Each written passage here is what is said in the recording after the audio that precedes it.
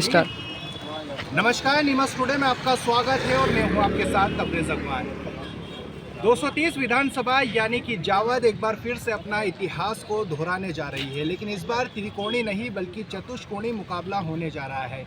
भाजपा से भी बागी के रूप में पूरनमल अहीर बंधु ताल ठोक रहे हैं, तो वहीं कांग्रेस की तरफ से राजकुमार अहीर निर्दलीय के तौर पर ताल ठोक रहे हैं। आखिर किस तरह से उन्होंने नामांकन दाखिल किया है और किस तरह का आश्वासन मिल रहा है और किस तरह से किस डिमांड पर ये नामांकन भरा जा रहा है, इन सभी बातों पर बात करने के लिए हमारे साथ राजकुमार अहीर मौजूद है।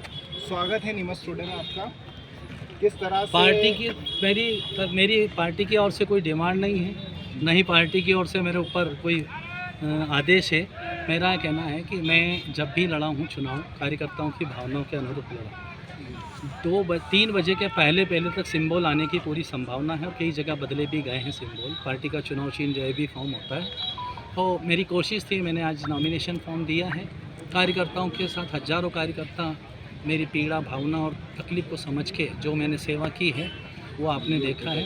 उसी की भावना के अनुरूप मैंने आज अपना नामांकन किया है। पहले पार्टी से किया और दूसरा निर्दलीय रूप में भी फॉर्म मैंने भरा। लेकिन अगर मैं कार्यकर्ताओं के बीच में जाऊंगा, 2-3 दिन मेरे पास 72 घंटे का समय, मैं कार्यकर्ताओं के बीच में जाऊंगा, उनसे राय लूँगा, उनसे विचार विमर्श करूंगा कि वो क्या चाहते हैं। क्योंकि मुझे 2013 में भी इन्हीं विचारधाराओं ने और इन्हीं कार्यकर्ताओं ने मुझे चुनाव लड़ाया था, जो मुझे मध्य प्रदेश में वोट ऑफ परसेंटेज में नंबर 1 42,502 वोट मिले थे और कांग्रेस की जमानत जब्त हुई थी। तो कहीं ना कहीं हो सकता है पार्टी से चूक हुई हो और पार्टी कोई फैसला करे, लेकिन मैं पहले कार्यकर्ताओं से चर्चा करूंगा, उसके बाद आगे का निर्णय। राजकुमार अहीर तो दशकों से, बरसों से कांग्रेस की राजनीति कर रहे हैं, क्या कहती है कार्यकर्ताओं की नब्ज? आप चुनाव लड़ेंगे? ये कार्यकर्ता की भावना है कि राजकुमार भैया चुनाव लड़े। आपने देखा अब की बार राजकुमार राजू भैया जैसा हो, ये नारे आपने देखे, ये अंदर दिल से आवाज़ है, लोगों के मन की बात है और जो मन की और दिल की बात करते हैं वही उम्मीदवार विजयी। आपकी बात तो कमलनाथ जी से लगातार होती रहती है, आप उनके खास भी माने जाते हैं। क्या लगता है किसी तरह का आश्वासन आपके पास आ रहा है या पार्टी के नेता कुछ बोल रहे हैं इस मुद्दे पर? मैंने कहा मेरे पास कोई आश्वासन नहीं आ रहा, मेरी चर्चा हुई और मैंने चर्चा से अपनी कार्यकर्ताओं की भावनाओं को कल भी मैंने अवगत कराया। 2 दिन पहले भी मेरी आदरणीय कमलनाथ जी से बात हुई, छिंदवाड़ा थे उस दिन भी मेरी बात हुई है। मेरी लगातार बात हो रही है, लेकिन मेरी कोई ना मांग है ना कोई मेरी डिमांड है। लेकिन मेरा ये कहना है कि मैं बार बार नेताओं को कह रहा हूँ कि आप कार्यकर्ताओं की भावनाओं को समझें और उनके भावनाओं के अनुसार आप निर्णय लें। कहीं ना कहीं पार्टी से चूक हुई तो उसको सुधारें। जैसे कि जो समय जो बचा है वो देखा जा रहा है कि जो सिंबल है कांग्रेस का वो समंदर पटेल के पास है। दूसरी तरफ अगर हम बात करें कि अगर आप निर्दलीय खड़े होते हैं तो कहीं ना कहीं कांग्रेस को ही नुकसान होगा। ऐसा कुछ ही नहीं है। जहाँ कार्यकर्ता होते हैं, कोई नेता किसी दल से नहीं होता है। जहाँ कार्यकर्ता होते हैं वही दल बनता है, वही नेता बनता है। तो मेरा ये सोचना है कि पार्टी जो भी निर्णय किया है वो कहीं ना कहीं कार्यकर्ताओं को गलत लग रहा है। और जो लोग दल बदल करके आते हैं, कभी प्रत्याशी बीजेपी से बनने की कोशिश, कभी कांग्रेस, फिर बीजेपी, कांग्रेस, तो ऐसे लोगों कार्यकर्ताओं की निगाह से गिर चुके होते हैं। तो कार्यकर्ताओं उनका जो विरोध कर रहे हैं वो इसी बात को लेके कि भैया ने सेवा की है, राजू भैया, और हम राजू भैया के साथ।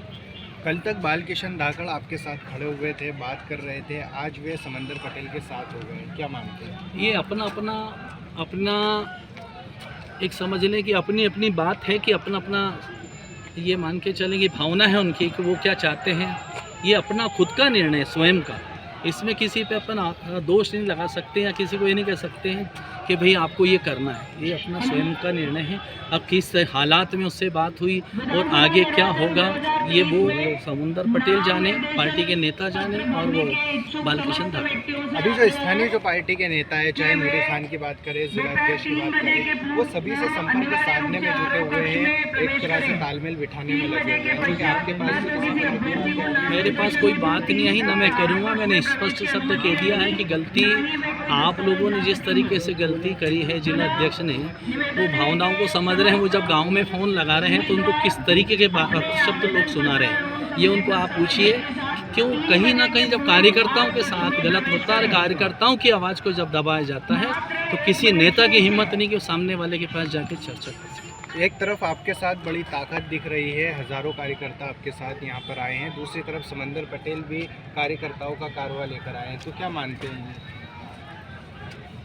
जो लोग उनके साथ आए वो दिल से नहीं जुड़े।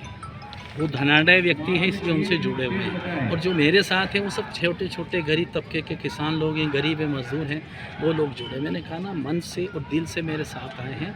मैं सिर्फ एक आह्वान कर देता हूँ तो लोग चले आते हैं। तो इसी आप समझिए, अंतर समझिए, उनके साथ आए थे वो लोगों में और हमारे लोगों में कितना अंतर। तो ये तय माना जाए या ये 72 घंटे फैसला करेंगे? 72 घंटे कार्यकर्ताओं से चर्चा करूंगा। मेरे वरिष्ठ जो क्षेत्र के वरिष्ठ कार्यकर्ता हैं, जो मैं उनको नेता बोलता हूं, उनसे मैं चर्चा करूंगा, मतदाताओं से चर्चा करूंगा, उसके बाद निर्णय।